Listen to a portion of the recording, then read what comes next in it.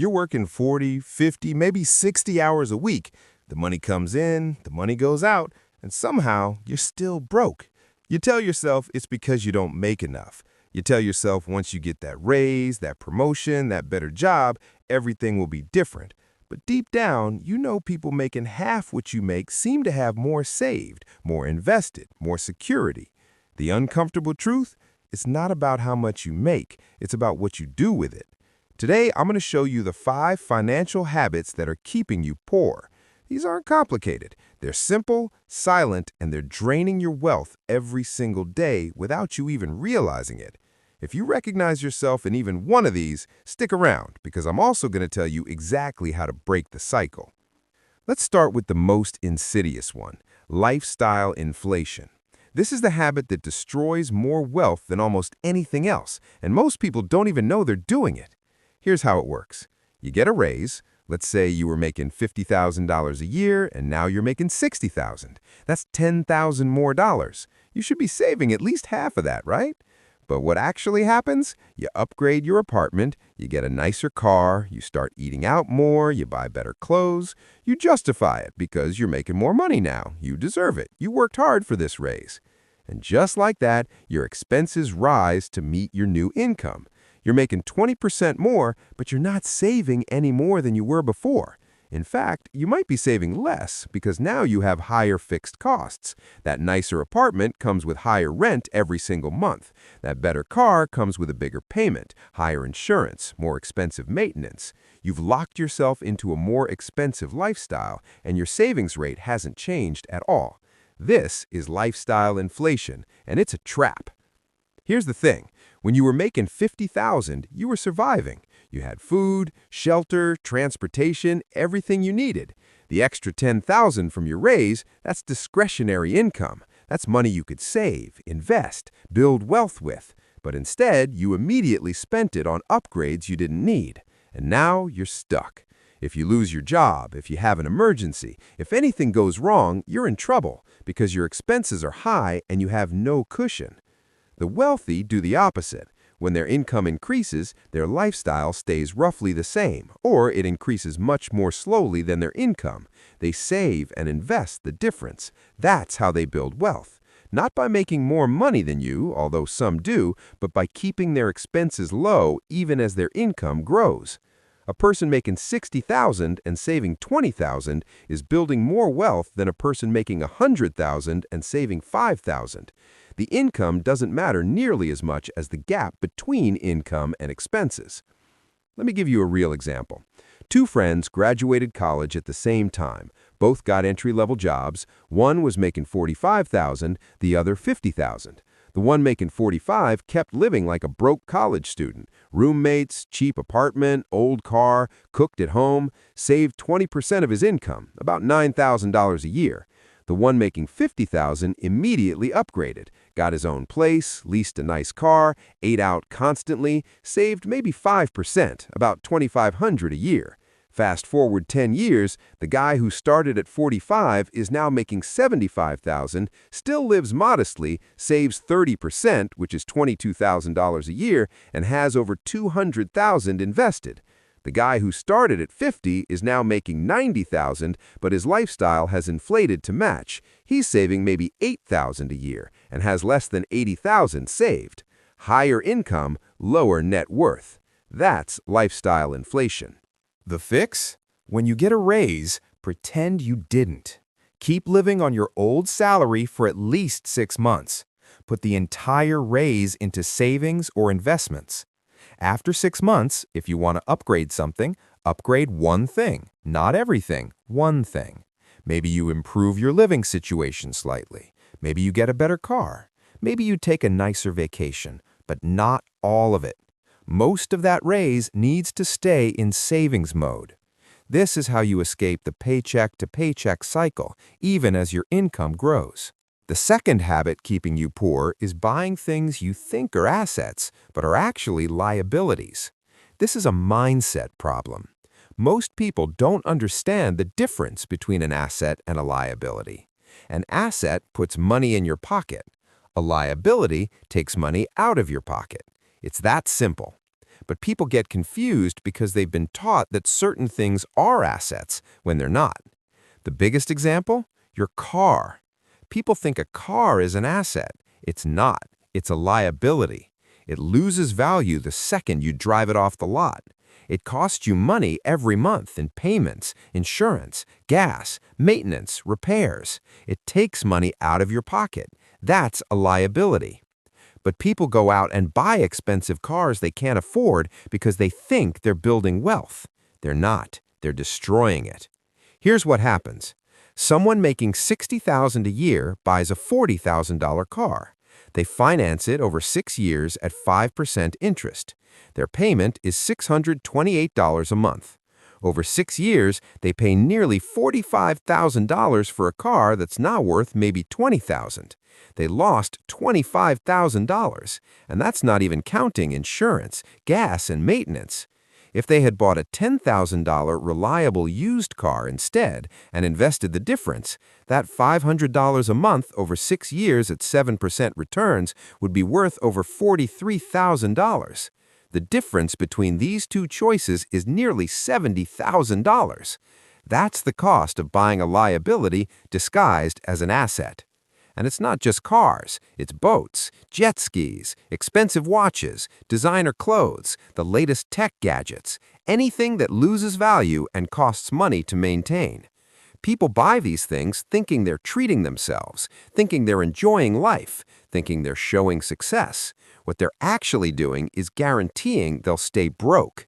Every dollar you spend on a depreciating liability is a dollar that could have been working for you, compounding, growing, building actual wealth. Now, I'm not saying never buy anything fun. I'm not saying live like a monk and own nothing. What I'm saying is understand what you're buying. If you buy an expensive car, know that you're choosing temporary enjoyment over long-term wealth. Make that choice consciously, not because you think the car is an investment or an asset. It's not. It's a choice to spend money on something that makes you happy now at the cost of your future financial security. Sometimes that's worth it.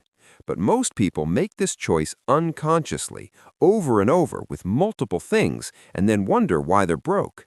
The wealthy buy assets, real assets, things that generate income or appreciate in value, stocks, bonds, real estate that cash flows, businesses, intellectual property, anything that puts money in their pocket over time. They minimize liabilities.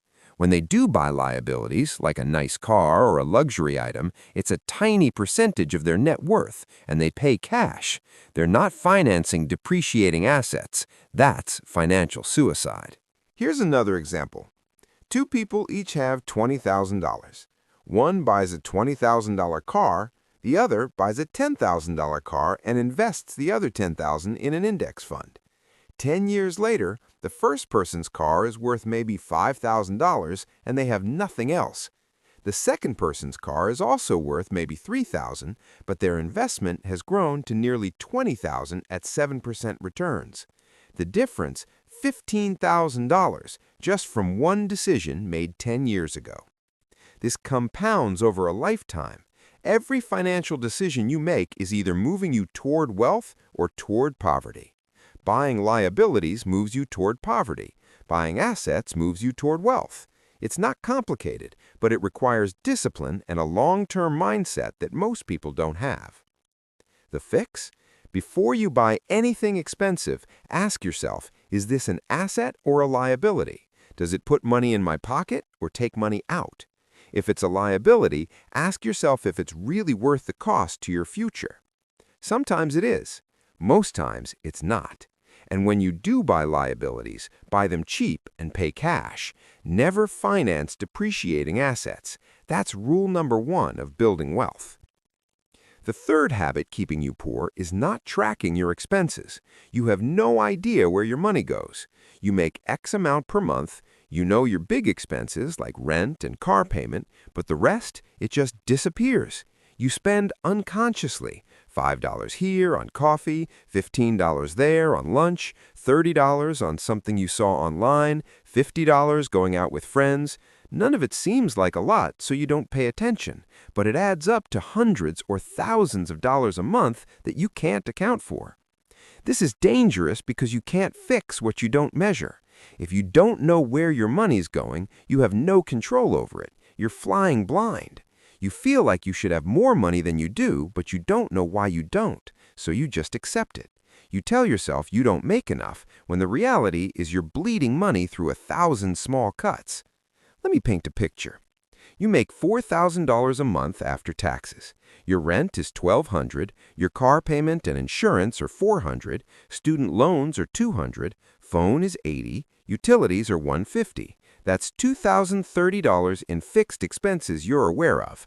You should have $1,970 left, but at the end of the month, you have maybe $200, and you don't know where the other $1,700 went. It just evaporated.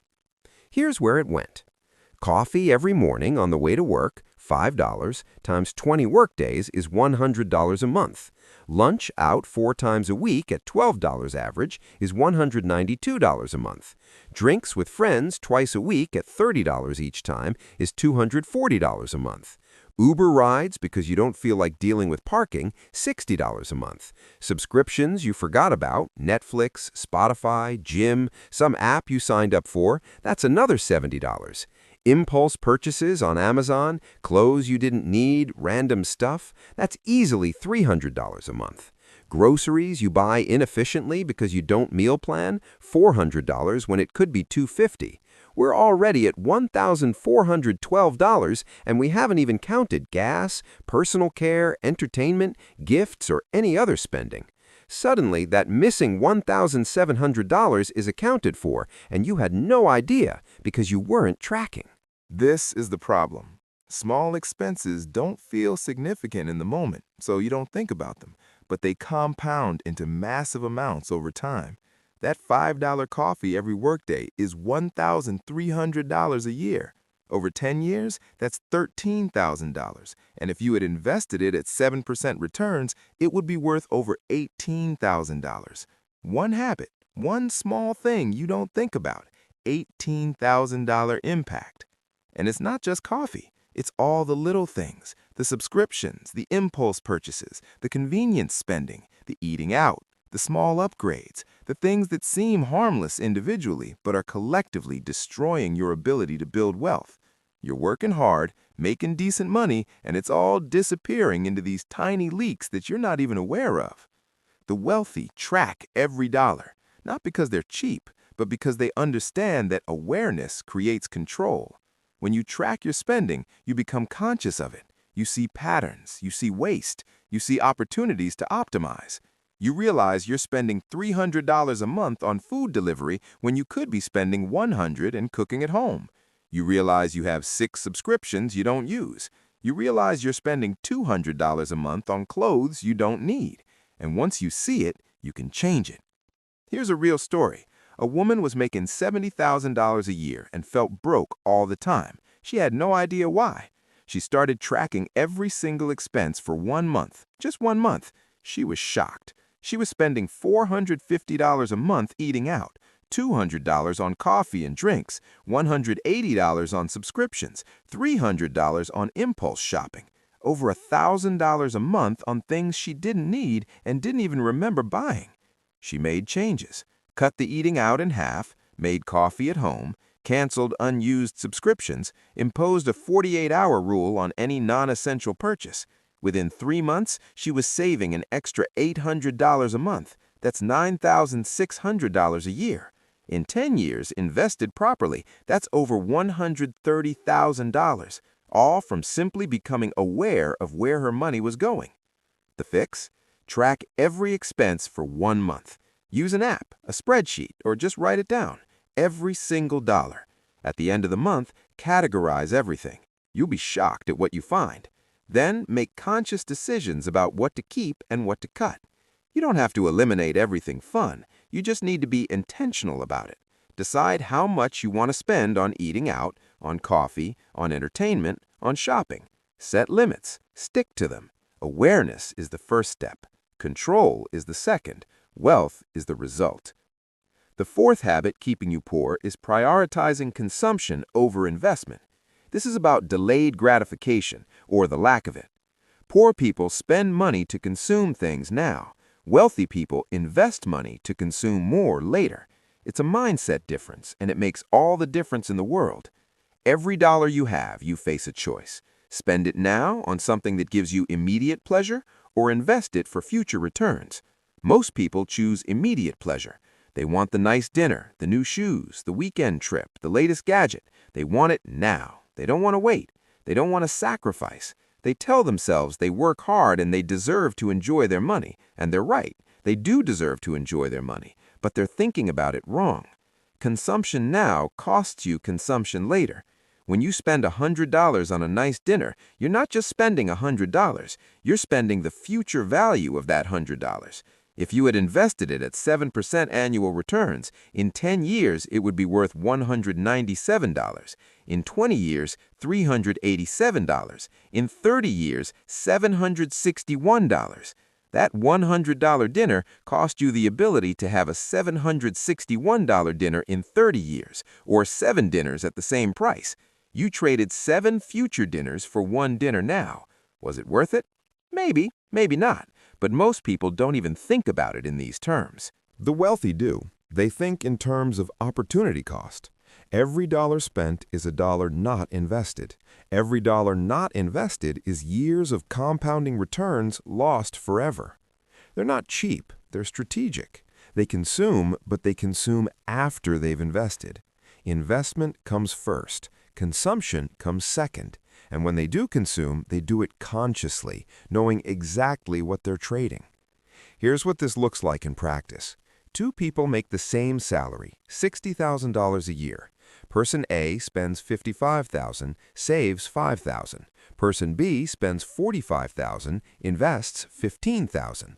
Both are living their lives, enjoying themselves, having experiences. But person B is more intentional. They cook at home more. They find free or cheap entertainment. They travel on a budget. They buy used when possible. They're not deprived. They're just making different choices. Fast forward 20 years. Person A has been saving $5,000 a year. At 7% returns, they have about $205,000. Not bad. Person B has been investing $15,000 a year. They have about $615,000. That's $410,000 more from the same income. The only difference? Prioritizing investment over consumption.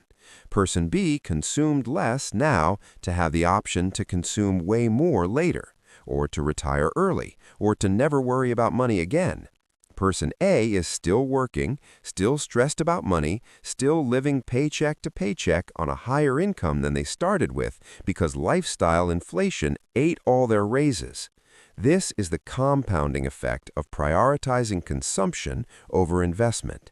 It's not one decision, it's thousands of small decisions over decades, and each one either moves you toward financial freedom or keeps you trapped in the cycle of working for money instead of money working for you. Let me be clear. I'm not saying never spend money on things you enjoy. I'm not advocating for extreme frugality or living like you're broke when you're not. What I'm saying is invest first. Make investing non-negotiable. Automate it so it happens before you have a chance to spend the money. Then, with what's left, consume consciously. Enjoy your life, but don't sacrifice your future for temporary pleasure that you won't even remember in a year.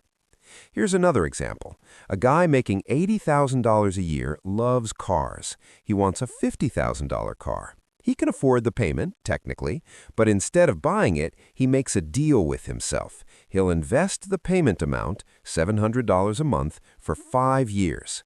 If at the end of 5 years he still wants the car and can buy it in cash, he will. 5 years later, he has $42,000 invested, plus growth, about $49,000 total. He buys a 3-year-old version of the same car for $30,000 in cash. He still has $19,000 invested, and he owns the car outright with no payment. Meanwhile, his friend who bought the same car new 5 years ago is still making payments, owes $10,000 on a car now worth $25,000, and has nothing saved. Same desire, different approach, completely different outcome. This is what prioritizing investment over consumption looks like. It's not about never having nice things. It's about having them in a way that doesn't destroy your financial future. It's about delayed gratification leading to better outcomes in every way. The fix? Make investment automatic and non-negotiable. Decide what percentage of your income you're going to invest, at least 15 to 20% if possible, and automate it. The money goes to investments before you see it, before you can spend it. Then, with what's left, consume consciously. Enjoy your life, but don't sacrifice your future for temporary pleasure that you won't even remember in a year. Here's another example. A guy making $80,000 a year loves cars. He wants a $50,000 car. He can afford the payment, technically, but instead of buying it, he makes a deal with himself. He'll invest the payment amount, $700 a month, for 5 years. If at the end of 5 years he still wants the car and can buy it in cash, he will. 5 years later, he has $42,000 invested, plus growth, about $49,000 total. He buys a 3-year-old version of the same car for $30,000 in cash. He still has $19,000 invested, and he owns the car outright with no payment. Meanwhile, his friend who bought the same car new 5 years ago is still making payments, owes $10,000 on a car now worth $25,000, and has nothing saved. Same desire, different approach, completely different outcome. This is what prioritizing investment over consumption looks like. It's not about never having nice things. It's about having them in a way that doesn't destroy your financial future. It's about delayed gratification leading to better outcomes in every way. The fix? Make investment automatic and non-negotiable. Decide what percentage of your income you're going to invest, at least 15 to 20% if possible, and automate it.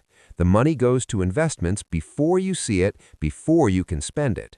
Then, with what's left, consume consciously. Enjoy your life, but don't sacrifice your future for temporary pleasure that you won't even remember in a year.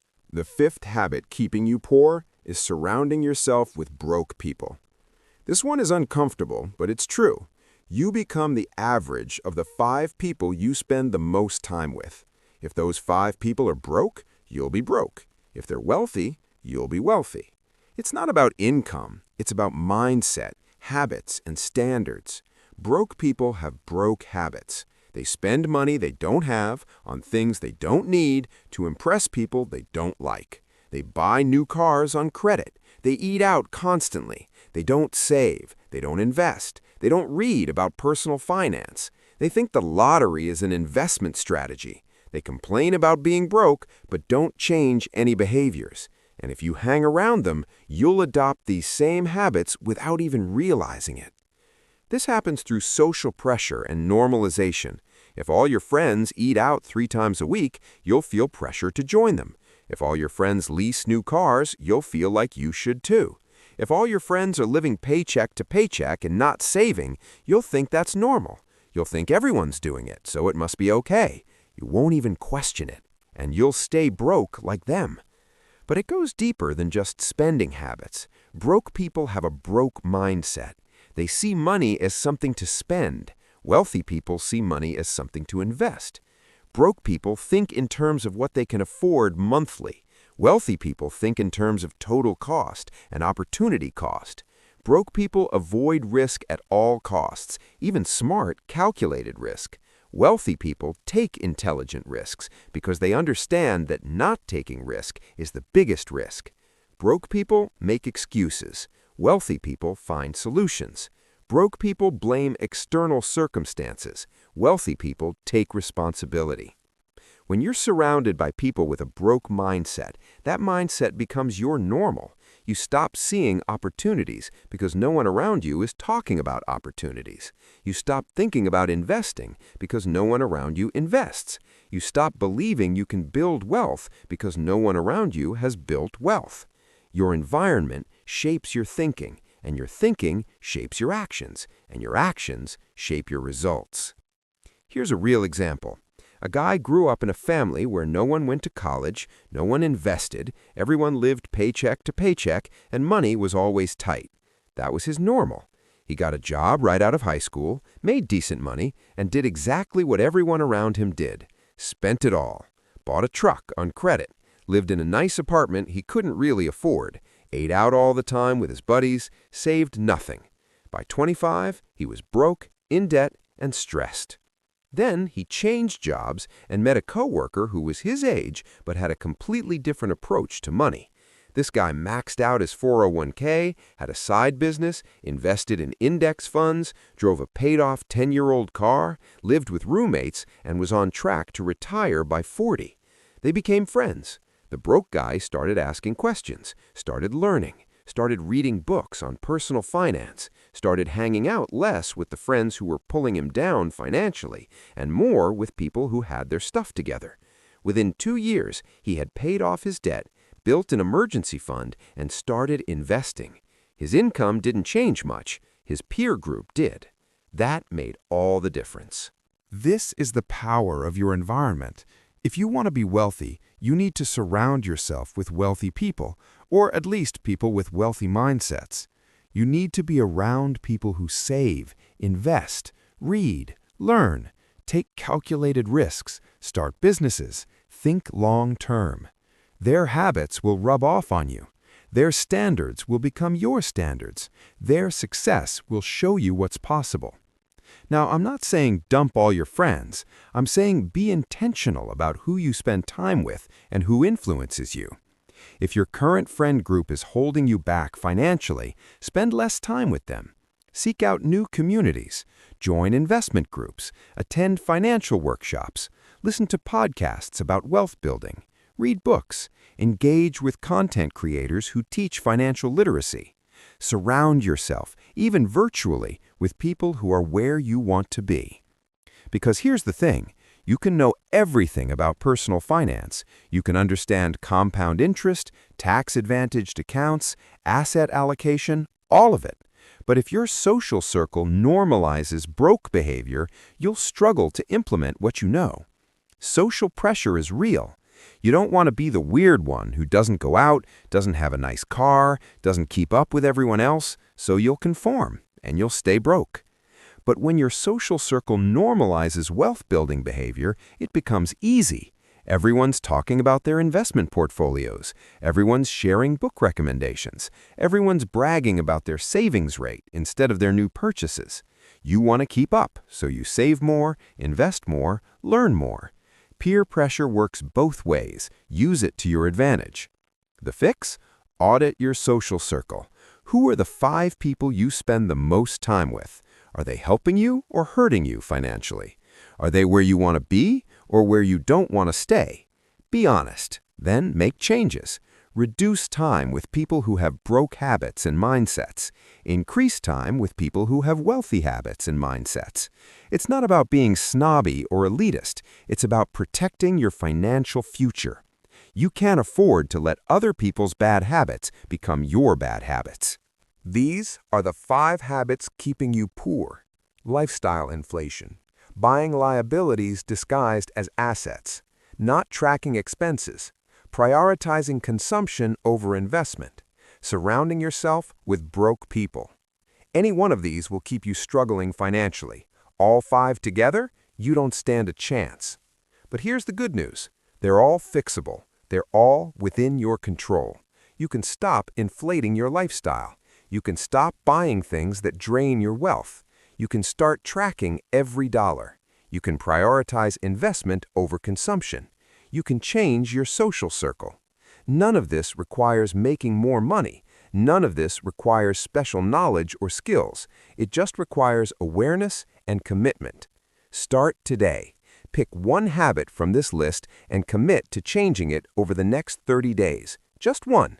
Track your expenses. Automate your investments. Audit your friend group. Whatever resonates most. Master that one change, then move to the next. In 6 months, you'll have addressed all 5 habits. In a year, your financial life will be unrecognizable. In 5 years, you'll be wealthy or well on your way. The choice is yours. You can keep doing what you've always done and stay broke, or you can make different choices and build real wealth. It's not about how much you make, it's about what you do with what you make. These 5 habits are the difference between poverty and wealth, between financial stress and financial freedom, between working until you die and retiring early to live life on your terms. If this video helped you see something you needed to see, hit that like button. If you want more brutally honest financial advice that actually works, subscribe to the channel and turn on notifications. Most people won't make these changes. Most people will watch this video, agree with everything, and then do nothing. Don't be most people. Be the person who takes action. Your future self is counting on you. Now, go fix your habits, build your wealth, take control of your financial future. I'll see you in the next one.